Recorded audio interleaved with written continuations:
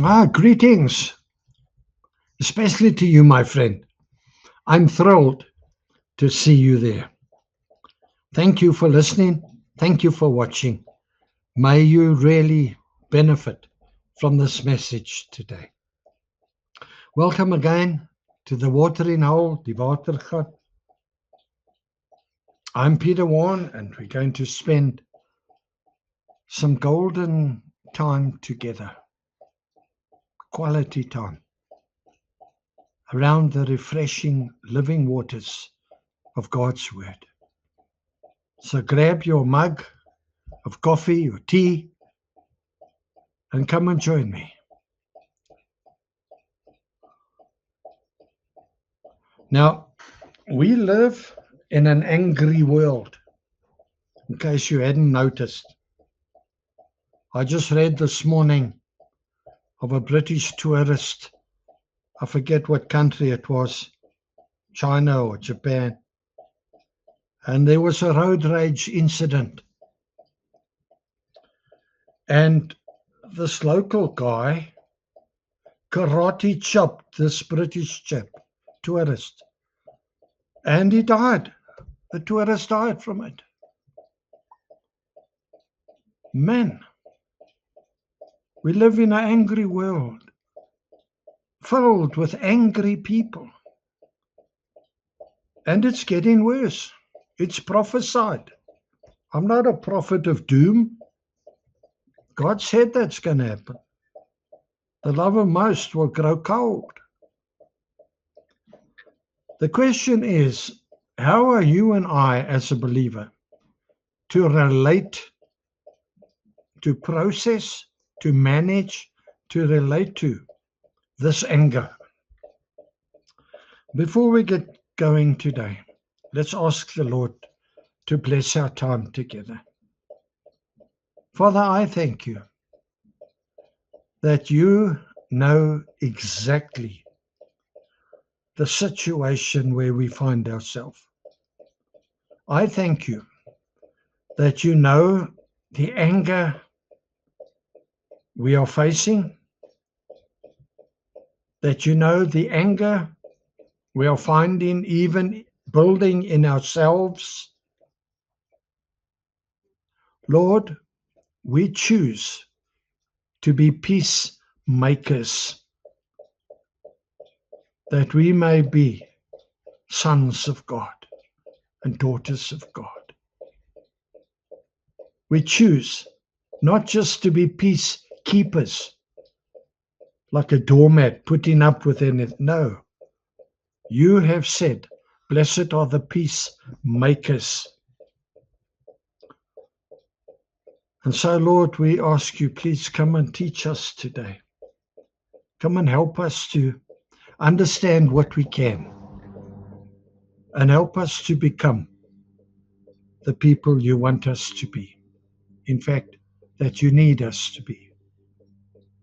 In Jesus' name I ask it, for your name's sake, Father. Thank you for what you have done, what you are doing, and what you are still going to do in this regard. Amen. So, by way of a title, Angry Living.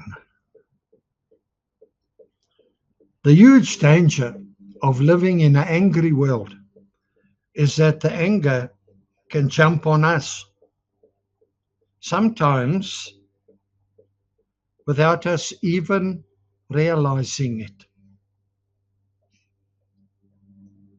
I read somewhere that apparently suicide is the ultimate anger, rage against the world, rage against the evil, rage against man's inhumanity to man. You see, anger is the most passionate of all human emotions. Anger is emotional. It's an emotion. It can fuel hatred and it can smother love Anger in itself is not bad. It's not wrong. God himself gets angry. Jesus was filled with the Holy Ghost anger when he overturned the tables in the temple. And yet the Bible tells us he was without sin. You see, in your anger, do not sin. There's a line. There's a line where you just, if you cross over, you just make a decision to get into the flesh and to just God se water oor God se akker. Let what happens, happens. No, my friend. As a believer, don't do that. Anger in itself is not bad. But in your anger, do not sin. As believers today, what we need to do is look at the object of our anger. We need to look at what's motivating our anger. And we need to look at the outcome, the result of our anger. Anger can cost you a lot of money. Anger can cost you your family. Anger can cost you jail.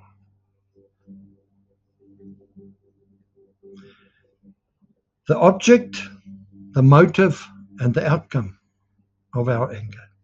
Is our anger with the just cause as a natural emotion, a reaction against an unpleasant or a difficult situation? Or is our anger out of selfishness?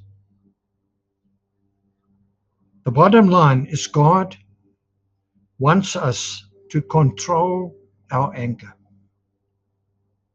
and to leave revenge and justice to Him. So point number one, why do we usually get angry? Well, I'll give you just a few situations. I'm sure you can name some others. When our pride is hurt because our sinful actions are exposed and challenged, confronted. Numbers 22, verse 29. Balaam responded with anger when his sin was exposed. In Genesis 4:3, we see how Cain became angry because the sacrifice of his brother Abel was chosen over his. How angry are you at the results of BEE, whatever? How angry are you?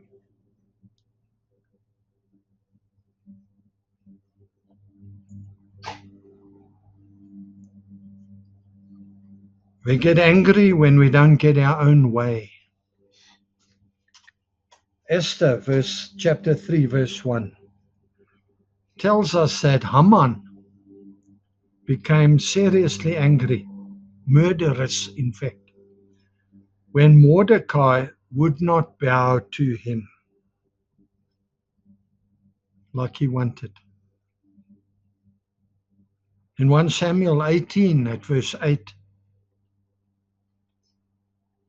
we see that Saul became murderously angry, jealous that David was credited with tens of thousands, but himself only with thousands. When we become jealous of what others have, or what others have done. As I said, there are more, but it's a selfishness thing. Number two, what are the effects of our anger? Biblically, this is scary. The first one is anger puts us in danger of hell. In danger of hellfire. Matthew 5:21 in the ESV. I say to you that everyone who is angry with his brother will be liable to judgment. And verse 22, whoever insults his brother will be liable to the council, and whoever says, you fool, will be liable to the hell of fire. That's a scripture to think about. Lord, please show me what this scripture means. Secondly, our anger isolates us from other people. How do you treat a person that you feel you've got to walk on eggshells around them because they just lose it and they vip at every little thing? I bet you stay away from those people. Anger isolates us from the people around us. In the Bible, Jacob had to flee from Esau, his brother, because of Esau's anger at losing his blessing.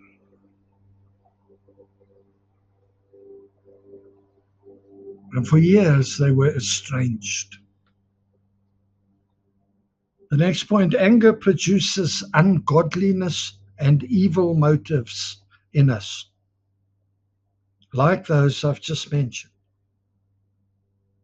Anger blinds us to what is good and what is right.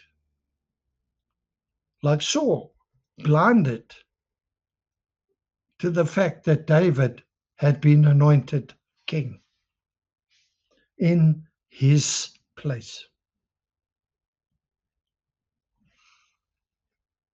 Anger can ruin your testimony and your witness. That's why I don't put a fish on the back of my car. I wouldn't anyway, but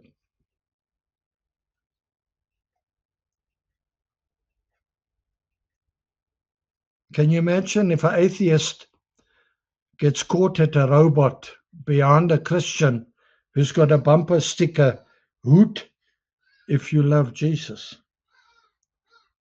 and this Christian won't move? Anger can ruin your testimony, and it can rob you of your witness. And people will say, well, if that's how a Christian acts, then I don't want their God. Proverbs 15, verse 1, in the Passion Translation. Don't you know that being angry can ruin the testimony of even the wisest of men? You see, wise men and women know when to shut up. They know when, where, and how they should speak and when they should hold their tongue. Now, let's look at point number 3, controlling our anger. What does the Bible say? Firstly, it's on us to refrain, to stay away from anger. Psalm 37:8 in the ISV. Calm your anger and abandon wrath. Don't be angry. It only leads to evil. Now, one of my character flaws is I can get very angry with weak people or people I deem to be weak. And as a result of that, in my years of pastoring people, my wife and I have chosen several buzzwords. And when my wife sees that I'm getting hot under the collar with this person I'm talking to, she will throw a buzzword in the conversation. And the other person won't understand the buzzword, but I will. And then I'll know, whoops. And that is my cue to say, listen, won't you just excuse me a few moments? I just need to go and make a quick phone call or just send a quick email. And I'm out of there. Walk away. Walk away, Renee.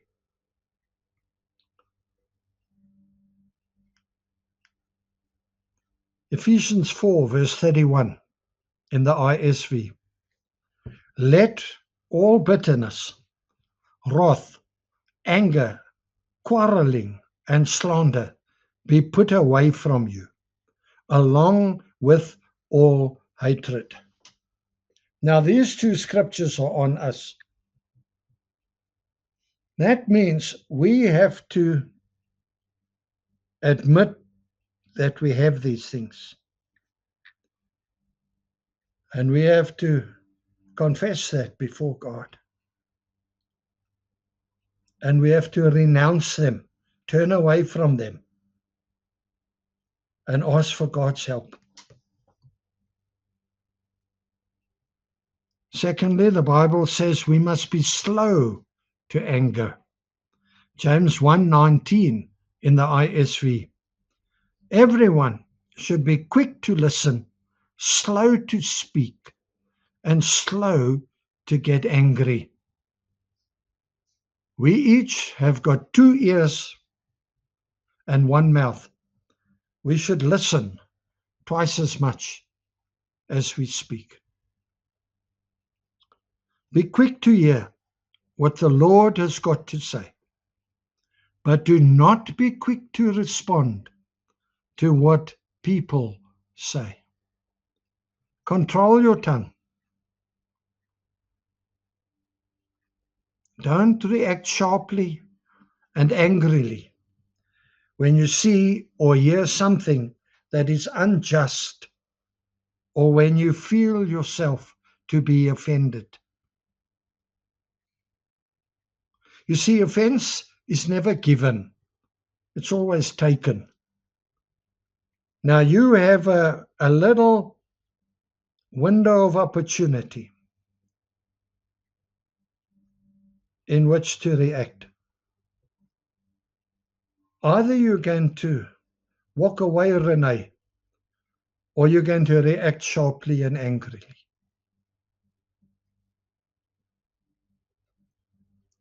But it's on you. The Bible goes on to say, it's on us to keep our temper in check. It doesn't just, you can't just let it run crazy. Proverbs 16, verse 32 in the ISV. Whoever controls his temper, that says your temper can be controlled, is better than a warrior. It's a warfare. And anyone who has control of his spirit is better than someone who captures a city.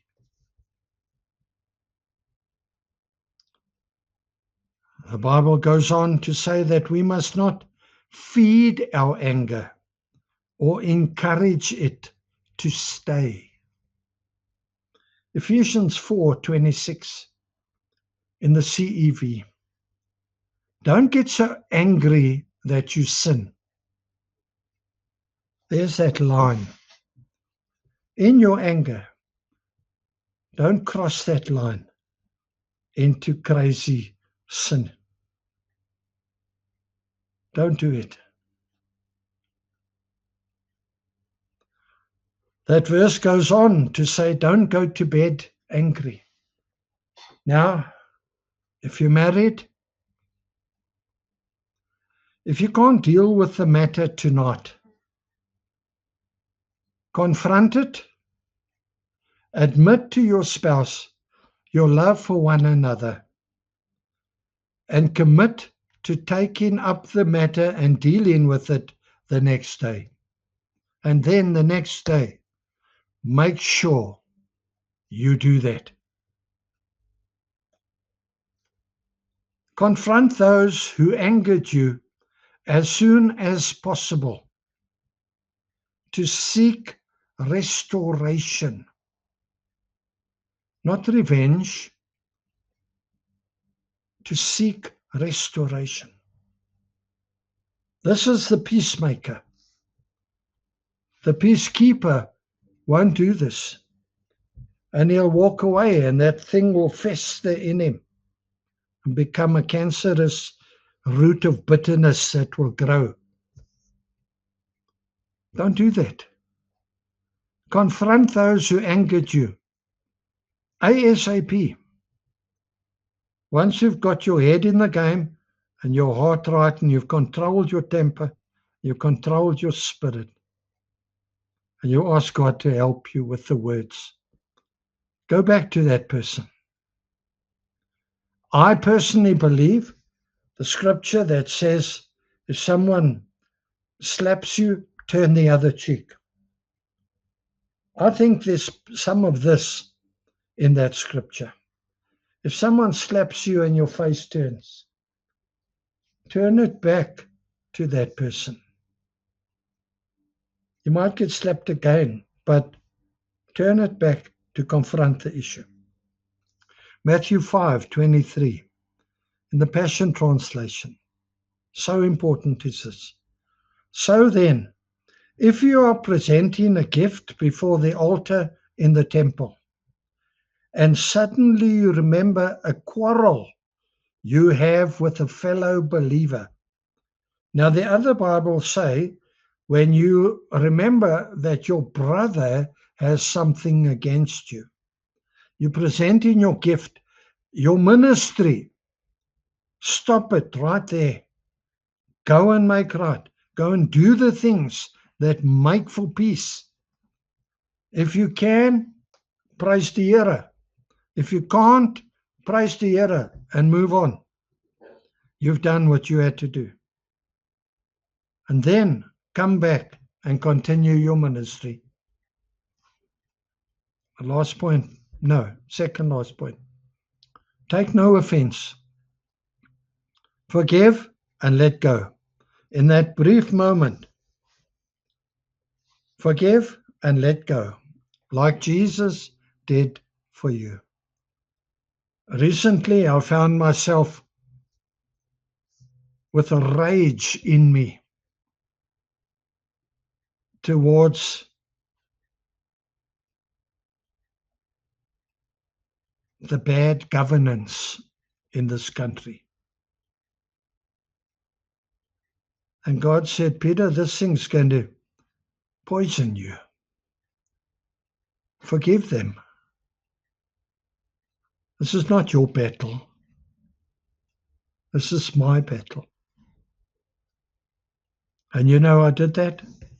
And I do that every single day if I have to. I will not be poisoned by corruption, by their bad governance. One day they will have to deal with this stuff with their own God, if they have one. But with my God, I can scale a wall. I can do all things through Christ who strengthens me. So forgive them. Just let it go, man. Not your battle, not your problem. It's their problem. You see, forgiveness is for you, not for them. In forgiving them, you release yourself from them, or from it, or from what they said, or who did what. You release yourself. They will one day have to account. And in forgiveness is for you. Hear me now. You deserve to walk free of this poison. Love is the mightiest weapon in overcoming anger. 1 Corinthians 13 verse 5 in the CEV. Love is not selfish or quick-tempered. It doesn't keep a record of wrongs that others do. Like that movie Frozen. Let it go, let it go, let it go. It's not yours to hang on to. The last point, let God avenge sin. Romans 12:19 in the ISV. Do not take revenge, dear friends. Leave room for God's wrath. Walk away, say, Lord, you sort him out, please. For it is written, vengeance belongs to me. I will pay them back, declares the Lord. And beloved, I tell you what, God's vengeance, God's revenge, God's payback is the right payback at the right time, in the right way. Mine, I'll probably mess up the situation further. And so that's all I want to say today. Anger is very real. In your anger, don't cross the line. Let it go. Forgive them, for they know not what they do. Release yourself from the rage, from the woede. Release yourself. Release the woede. Let's pray today. And if you have these things, bitterness, rage, what were those things we mentioned?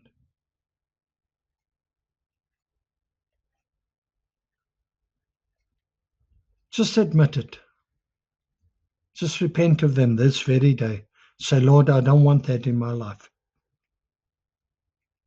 Let's pray. Father, I am guilty as charged. Some of the anger of the angry world has jumped on me.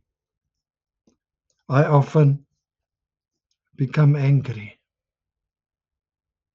I thank you for your truth today, showing me a better way, another way, the way of love and forgiveness.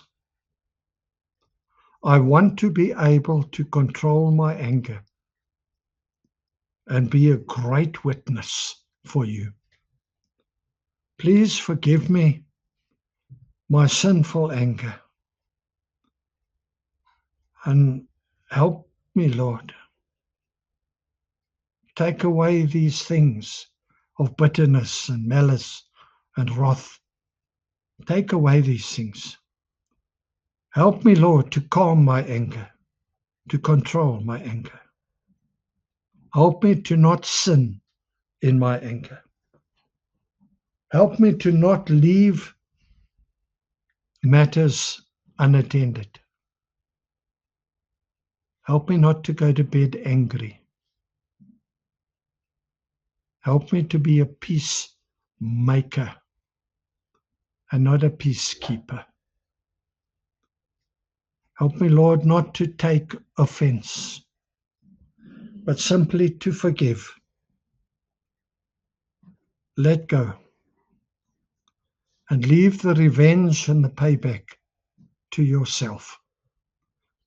For you best know how to do that. I pray, Holy Spirit, that you come and touch us now. Seal these things by the blood of Jesus. Amen and amen. Challenge, eh? Don't get angry at me now. That's a lot and all I got. With love from me to you. Thanks for spending this golden time with me. Until we meet again at the watering hole, be richly blessed. I love you, my friend. Amen.